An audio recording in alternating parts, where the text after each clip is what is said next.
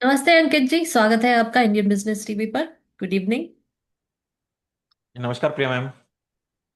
Good evening. जी, आज बाजार अच्छा रहा। हमने दिन में देखा कि बाजार ऊपर था। निफ्टी वॉज 450, सॉरी, सेंसेक्स जो है 450 पॉइंट ऊपर था। Nifty cross 24,850। लेकिन दोपहर होते होते हमने 400 पॉइंट का डाउनफॉल देखा सेंसेक्स में। तो आज एक्टिव स्टॉक्स जो है वो रहे Tata Motors, MNM, Maruti Suzuki, HDFC bank and TCS. Top five gainers: M&M, Tata Motors, JSW Steel, HR Motors, and Bajaj Auto. Top five losers: Trent, Asian Paints, SBI Life Insurance, Tech Mahindra, and TCS. Sensex 76 points ऊपर close हुआ है 80,787 और Nifty 32 points ऊपर रहा है 24,773। अंकित जी, बाजार जो ऊपर गए, कुछ पॉजिटिव ग्लोबल क्यूज थे। जीएसटी का ऑप्टिमिज्म है। ऑटो शेयर्स में भी हमने एक ग्रोथ देखा आज। लेकिन धीरे धीरे बाजार नीचे क्लोज हुआ। हमने प्रॉफिट टेकिंग देखा आईटी शेयर्स में। तो क्या लगता है आपको कि आपके हिसाब से आप क्या एनालाइज करेंगे आज का दिन मार्केट के लिए? मार्केट की अगर कंडीशंस में बात करूं तो स्लगिश है। बहुत जी। ज़्यादा अगर मैं बात करूं तो जीएसटी वगैरह का कोई इम्पैक्ट देखने को नहीं मिला है, क्योंकि देखिए हम्म। इंडियन मार्केट में जीएसटी का थोड़ा सा जो गवर्नमेंट को नुकसान है, लेकिन हम्म। आने वाले टाइम में उसको फायदा देखने को मिलेगा जो। लेकिन हम्म। इंडियन मार्केट जो है, जितने भी ट्रेडर्स हैं वो सारे खुश हैं। हम्म। जो लोग हैं, आम पब्लिक है, वो खुश है। लेकिन हम्म। देखना होगा कि जो कंपनीज हैं वो जीएसटी का फायदा डायरेक्टली देते हैं कि नहीं देते हैं, कि जो उनकी कॉस्ट है वो वही की वही हम्म। रखते हैं। वो एक बहुत बड़ा इंपॉर्टेंट सिनेरियो रहा है। लेकिन हम्म। गवर्नमेंट की तरफ से क्लियर करा गया है कि इस सिनेरियो को भी हम लोग क्लियर करेंगे और बिल्कुल जो इंस्पेक्शंस हैं वो हम्म। कंटिन्यूसली होते रहेंगे कि हम्म। जो उनकी पुरानी प्राइस है उनकी प्राइस कम हुई है कि नहीं हुई है। हम्म। डेफिनेटली कहीं ना कहीं जो मार्केट में इन्फ्लेशन है उसको कम करने का फायदा मिलेगा और आने हम्म। वाले टाइम में रेट कट्स और ज्यादा देखने को मिल सकते हैं। हाल फिलहाल की निफ्टी की बात करें तो काफी स्लगिश है। ना नीचे की तरफ है ना ऊपर की तरफ है। यहाँ पे हम्म। कुछ भी ट्रिगर अभी मार्केट से नहीं मिल रहा है, क्योंकि हम्म। डोनाल्ड ट्रम्प ने एक चीज बोली है कि अब इंडिया शायद फ्रेंडशिप की तरफ जा रहे हैं। हाँ। लेकिन उन्होंने जिस तरह से टैरिफ लगाया वो जब तक कम नहीं होता तब तक मुझे कोई भी क्लैरिटी देखने को नहीं मिल रही है। हम्म। 88 के आसपास काफी टाइम से रुपया टहल रहा है, और ये वापस से किस तरफ जाता है उसको देखना बहुत जरूरी होगा। 86.80 का मेजर सपोर्ट जोन बना हुआ है। जब हम्म। तक उसको ब्रेक नहीं करता है तब तक तो मैं मान रहा हूँ कि अभी ये नेगेटिव और हो सकता है। तो हम्म। 88.50, 88.60 तक तो ये जा सकता है। हम्म। लेकिन ये 90 के लेवल क्रॉस करेगा कि नहीं, ये मान आने वाले टाइम में ही पता चलेगा। एफआईएस की बात करूं तो वहां से कोई भी खरीदारी देखने को नहीं मिल रही है, लगातार हम्म। गिरावट है। जो भी हम्म। हम लोग बाइंग कर रहे हैं सारे का सारा इंडियन मार्केट में ही कर रहे हैं। जी। और एफआईएस की तो वो बाइंग नहीं है, लेकिन डीआईएस की कंटिन्यूसली बाइंग चल रही है। और मेन हम्म। रीजन यही है कि एसआईपी हमारे यहाँ पे जो फ्लो है वो कंटिन्यूसली बढ़ रहा है, और कोई भी एसआईपी को अभी विड्रॉ नहीं कर रहा है। तो मतलब हम्म। देखा जाए तो ग्लोबल इकोनॉमी में इंडियन मार्केट के अगर देखा जाए तो काफी स्ट्रेंथ है, और 7.8% की ग्रोथ काफी बेटर तरीके से चल रही है। जी बिल्कुल। तो अंकित जी, और बात करते हैं मेटल्स के बारे में, GST reform and tariff updates. लेकिन पहले सुनते हैं कॉर्पोरेट न्यूज और फिर आगे बात करते हैं आपके साथ। जी बिल्कुल। वैश्विक आर्थिक और बाजार समाचार। अगस्त की अमेरिकी नौकरियों की रिपोर्ट आर्थिक दबाव दर्शाती है, जिसे फेडरल रिजर्व को सुधारना चाहिए। यूरोपीय बाजार ऊंचाई पर खुलने को तैयार है। ध्यान अब फ्रांस के विश्वास मत पर है। अगस्त में अमेरिका को चीन का निर्यात 33% गिरा, जिससे कुल निर्यात वृद्धि 6 महीने के निचले स्तर पर पहुंच गई। जापानी शेयरों में उछाल आया क्योंकि प्रधानमंत्री योशिहिदे इस्तीफा देने वाले हैं। अलीबाबा ने चीनी ह्यूमनॉइड रोबोट स्टार्टअप में $100 मिलियन का निवेश किया। अमेरिका में छापेमारी और हुंडई पर असर। अमेरिका में हुंडई के जॉर्जिया प्लांट पर छापेमारी से दक्षिण कोरियाई कंपनियों और निवेशकों में चिंता फैली। सैकड़ों कर्मचारियों को हिरासत में लिया गया। ट्रंप ने घरेलू श्रमिक प्रशिक्षण की आवश्यकता पर बल दिया। बोस्टन में आइस की छापेमारी जारी, अगला लक्ष्य शिकागो बताया गया। ली की यात्रा के बाद हुंडई अमेरिका में ₹26 बिलियन का निवेश बढ़ाएगा। भारतीय कंपनियों की घोषणाएं। सिगोल इंडिया लिमिटेड को महाराष्ट्र की मुख्यमंत्री सौर कृषि वाहिनी योजना 2.0 के तहत 147 मेगावाट सौर ऊर्जा खरीद के लिए आशय पत्र मिला। एचएफसीएल लिमिटेड को अपनी विदेशी सहायक कंपनी के माध्यम से ऑप्टिकल फाइबर केबल की $40 और 65 मिलियन की निर्यात ऑर्डर प्राप्त हुई। अदानी ग्रीन एनर्जी ने गुजरात के खाबड़ा में 87.5 मेगावाट की परियोजनाएं चालू की।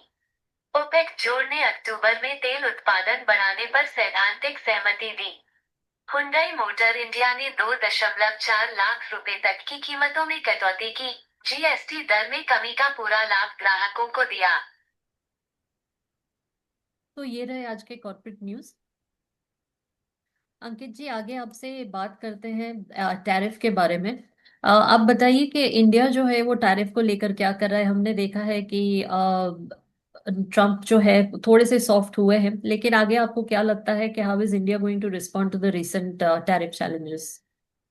मुझे नहीं लगता कि इंडिया को कोई रिस्पॉन्ड करना चाहिए, क्योंकि हम्म। उनकी तीन शर्तें हैं। क्योंकि हम्म। धमकी जिस तरह से चल रही है, तो हम्म। वो बोल रहे हैं कि दोस्ती है, सारी चीजें, देखिए वो अलग चीज है, लेकिन जो कि तीन शर्तें हैं वो काफी खतरनाक हैं। हम्म। पहली है कि ब्रिक्स से आप बाहर हो जाइए। जी। तो वो कोई नहीं होते हैं बताने वाले कि आपको किस कंट्री के साथ में रहना है, किसके साथ में दोस्ती करनी है, किसके साथ में नहीं करनी है। हम्म। क्योंकि बहुत टाइम से अगर देखा जाए तो नाटो में तो कोई शामिल हुआ नहीं है। और हम्म। हमने बहुत सारी चीजें हैं कि जहाँ पे चाइना ने अड़ंगा भी लगाया है, लेकिन इंडिया को सपोर्ट नहीं मिला है। हम्म। तो यहाँ पे ब्रिक्स कंट्री से बाहर निकलने की बात करी जा रही है। सेकंड उनकी शर्त है कि आप रशिया से ऑयल खरीदना बंद कर दीजिए, सस्ता ऑयल। तो हम्म। सस्ता ऑयल खरीदने में सबसे अगर बेनिफिट है तो इंडियन कंज्यूमर को ही है। अगर ये आज सस्ता नहीं होता तो ग्लोबल मार्केट में क्रूड ऑयल की प्राइसेस बहुत ज्यादा हाई होती। हम्म। और ये इंडिया की वजह से ही आज देखा जाए तो क्रूड ऑयल की प्राइसेस नीचे चल रही हैं। हम्म। तीसरी चीज है, उन्होंने बोला है कि जो इंडियन का मार्केट है उसको पूरा तरह से खोल देना चाहिए। ये हम्म। मार्केट खोलना डेफिनेटली इंडियन मार्केट के लिए आसान नहीं होगा, गवर्नमेंट के लिए आसान नहीं होगा। क्योंकि यहाँ पे 8 लाख, सॉरी, 8 करोड़ यहाँ पे वो हैं जो डेयरी प्रोडक्ट से लेके और किसानी से जुड़े हुए लोग हैं। 8 करोड़ लोग जुड़े हुए हैं, और वहां पे केवल 26,000 कंपनीज हैं।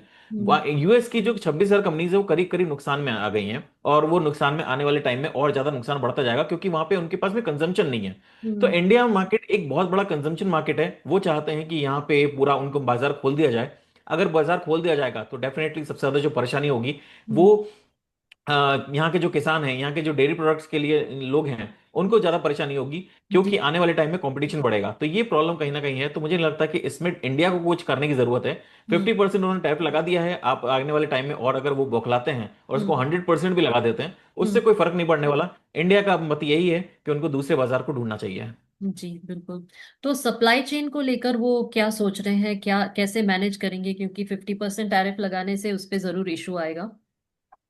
देखिए, डिमांड स्लगिश हुई है कहीं ना कहीं। सबसे ज्यादा जेम्स एंड ज्वेलरीज को तो इतना फर्क नहीं पड़ा है, लेकिन उससे ज्यादा अगर फर्क पड़ा है तो सबसे ज्यादा टेक्सटाइल इंडस्ट्रीज को। हम्म। क्योंकि जेम्स एंड ज्वेलरीज वालों को तो डेफिनेटली उनके पास जो गोल्ड पड़ा हुआ था उसके प्राइसेस बढ़ रहे हैं, तो उनको बेनिफिट मिल रहा है। लेकिन हम्म। टेक्सटाइल इंडस्ट्रीज की हालत थोड़ा सी यहाँ पे खराब हुई है। लेकिन मुझे लगता है कि अगले 6 महीने के अंदर कोई ना कोई सॉल्यूशंस निकलेंगे जहां हम्म। पे हम दूसरे मार्केट के अंदर इन चीजों को भेज सकेंगे। हम्म। गवर्नमेंट की तरफ से लगातार मीटिंग्स हो रही हैं कि किस तरह से अदर मार्केट्स को ओपन करा जाए, ताकि जो हमारे टेक्सटाइल प्रोड्यूसर्स हैं या फिर बाकी अदर प्रोड्यूस वो भी हैं प्रोड्यूसर्स हैं, उनको बेनिफिट मिल सके। और जो टैरिफ वाली चीज जो है ये 50% में, कहीं ना कहीं इस पे लगाम लगाई जा सके, या फिर दूसरी कंट्रीज को हम लोग सप्लाई करेंगे तो ज्यादा बेनिफिट मिल सके। तो हमारे पास में जापान है, चाइना है। चाइना में तो हम्म। अभी तक एंट्री मिली नहीं है, लेकिन हम्म। जापान है, वहां पे कहीं ना कहीं ये चीजें हो सकती हैं।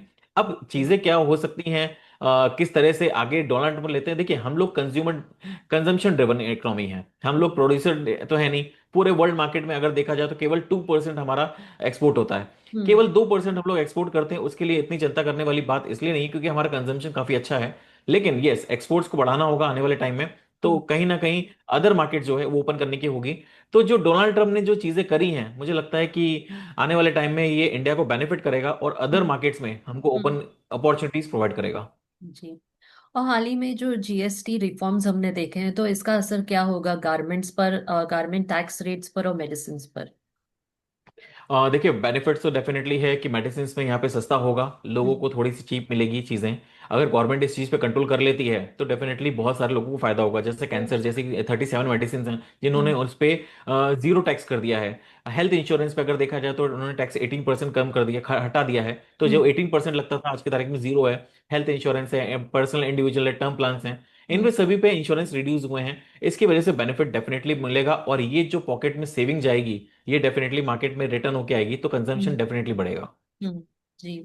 ओवरऑल आपको क्या लगता है, ये जो जीएसटी रिफॉर्म इंट्रोड्यूस किया है इस महीने में, ओवरऑल इम्पैक्ट क्या होगा इसका मार्केट पे, and what do you think इसकी खास बात क्या है? इसकी खास बात यह है कि सबसे ज़्यादा तो जो यहाँ के कंज्यूमर हैं उनको बेनिफिट्स मिले हैं, और हम्म। आने वाले टाइम में ये बेनिफिट गवर्नमेंट को भी मिलने वाले हैं। क्योंकि अब दो स्लैब रेट रह गया। ये दो स्लैब रेट इन्होंने क्यों करा, 5% और 18% ही क्यों, 12 और 28 खत्म करने की क्यों बात करी? हम्म। क्योंकि 18% जो है स्लैब रेट, उससे इनकी रेवेन्यू 67% थी। और 5% से लेके, और जो 28% है, 28% से हार्डली इनको 8% के रेवेन्यू मिल रहा था, और हम्म। बाकी जितना भी रेवेन्यू उनको 5% से मिल रहा था। तो हम्म। उन्होंने उसको घटा के 5% पे करने की कोशिश करी है। तो रेवेन्यू लॉस तो है, लेकिन उन्होंने जो 40% करा है, हम्म। जो ब्रेवरेजेस आइटम्स हैं या फिर जो अनहेल्दी आइटम्स हैं, उनके ऊपर उन्होंने 40% तक कर दिया है। तो वो कहीं ना कहीं उनको वहां पे कंज्यूम होता हुआ नजर आएगा, क्योंकि बहुत सारी ऐसी चीजें हैं जो हम्म। लग्जरी के आइटम में आती है, जैसे कोल्ड ड्रिंक्स हो गया, हम्म। बर्गर हो गए, पिज्जा हो गए। तो जो भी फास्ट फूड हैं या फिर अनहेल्दी फूड्स हैं, उसके ऊपर उन्होंने इस तरह की सिचुएशन कर रही है। हम्म। इसी वजह से मुझे नहीं लगता कि बहुत ज्यादा गवर्नमेंट को रेवेन्यू लॉस होगा, हम्म। लेकिन आम आदमी को फायदा मिला है। इससे इकोनॉमी डेफिनेटली ग्रो करती हुई नजर आएगी। जी। आगे बढ़ते हैं, मेटल सेक्टर के बारे में बात करते हैं। आपको क्या लगता है, what do you think about the current trend and growth prospects in India for metal sector? Metal sector काफी अच्छा परफॉर्म करने वाला है, और बहुत हम्म। टाइम से अगर देखा जाए तो जो इंडियन मार्केट में सेमी कंडक्टर को लेके बहुत ज्यादा मोदी जी की अभी चल रही है हम्म। मुहिम। हम्म। ये आने वाले टाइम में डेफिनेटली रंग लेके आएगी, क्योंकि हम लोग नैनो चिप्स की बात कर रहे हैं, हम्म। अल्ट्रा नैनो चिप्स की बात कर रहे हैं। अगर ये सारी चीजें निकल के आती हैं, तो आने वाले टाइम में सेमी कंडक्टर जितने गोल्ड इंपॉर्टेंट है, आने वाले टाइम में सेमी कंडक्टर भी इतना इंपॉर्टेंट होगा। तो हम्म। मुझे लगता है कि सेमी कंडक्टर इंडस्ट्रीज के अंदर जिनको इन्वेस्ट करना है, डेफिनेटली करके चलना चाहिए। वहीं हम्म। अगर मेटल्स की बात करें, तो कॉपर, एल्यूमिनियम, लेड, जिंक बहुत टाइम से एक स्लगिशनेस में है, कोई एक नया उनको मूव नहीं मिल रहा है। लेकिन जैसे ही चाइना के अंदर रिवाइवल मिलेगा, डेफिनेटली हमको मूव करता हुआ नजर आएगा। हम सिल्वर की बात लगातार करते हुए आए हैं कि सिल्वर के अंदर तेजी मिलेगी, तेजी मिलेगी। आज हम देख रहे हैं 1,25,000 के आसपास ट्रेड कर रहा है। हम्म। तो अभी भी इसकी तेजी रुकने वाली नहीं है, और ये तो अभी स्टार्ट हुआ है। आने वाले टाइम में 12 से 15 महीने, मैं फिर से बोल रहा हूँ, वही 12 से 15 महीने का भी टाइम फ्रेम है। मुझे लगता है कि सिल्वर के जो टारगेट्स हैं, $75 से $78 तक के देखने को मिल सकते हैं। तो कोई भी गिरावट मिलती है, तो गोल्ड या सिल्वर मेटल्स में अभी खरीदारी करके चलें, बेहतर रहेगा। जी। what policies or supporting documents supporting investment or technological advancement in metals?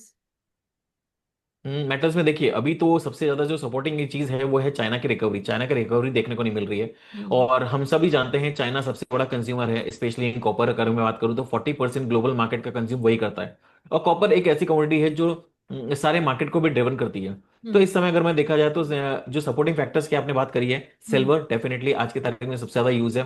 सिर्फ हम्म। इंडस्ट्रियल यूज की बात करूं तो 58% है, जो हम्म। मुझे लगता है कि आने वाले 6 से 8 महीने के अंदर ये 60 और 61% तक हो सकता है। हम्म। ज्वेलरी में भी इसकी डिमांड बढ़ती जा रही है, क्योंकि गोल्ड जैसे जैसे महंगा होता जा रहा है, वैसे वैसे जो परचेजिंग पावर है जो कॉमन मैन की है, वो कम होती नजर आ रही है। हम्म। इसी वजह से जो सिल्वर है, गोल्ड है, उसके अंदर हमें मुझे लगता है कि सिल्वर आने वाले टाइम में आउट परफॉर्म करती हुई नजर आएगी as compare to gold.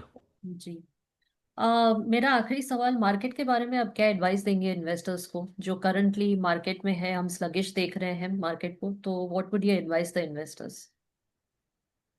Stay invested, खराबी नहीं है। जो अच्छे स्टॉक्स हैं उनको पकड़ के रखिए, हम्म। और जो स्टॉक्स नहीं है, मतलब जो फंडामेंटली स्ट्रांग नहीं है, उनको छोड़िए। लेकिन जो आज की तारीख में फंडामेंटली स्टॉक्स हैं, जैसे एआई स्टॉक्स हो गए, हम्म। जैसे सोलर स्टॉक्स हो गए, हम्म। सेमी कंडक्टर स्टॉक्स हो गए। तो अभी हम्म। हमने थोड़े दिन पहले ही केन्स की रिपोर्ट निकाली थी। उसके अंदर आज हम देखें तो करीब करीब 12 to 13% का रिटर्न है। जब से मोदी जी ने सेमी कंडक्टर की बात करी, तब से वो स्टॉक कंटिन्यूसली परफॉर्म कर रहा है। तो यही सारी कंडीशन है जहां पे मुझे लगता है कि आने वाले टाइम में इन स्टॉक्स के ऊपर थोड़ा सा भरोसा ज्यादा रखेंगे तो ज्यादा बेटर रहेगा।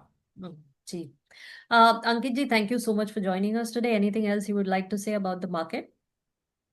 मार्केट के बारे में तो नहीं है, मेरा यही है कि गोल्ड सिल्वर कंटिन्यूसली अपसाइड चल रहे हैं, उसके ऊपर ध्यान बना के चलिए। हम्म। और मार्केट में मेरी कोई भी पोजीशन नहीं है, प्लीज बिना स्टॉप लॉस की कोई भी ट्रेड मत करिए। हम लोग कॉस्ट प्रोवाइड करते हैं, उसके कारण ट्रेडर्स की पोजीशन हो सकती है, पर हम्म। अपने एडवाइजर की सलाह लेना ना भूलिए। जी। Ankit ji, thank you so much for joining us today. जल्दी मिलेंगे आपको वापस। थैंक यू सो मच, नमस्कार। धन्यवाद, नमस्ते।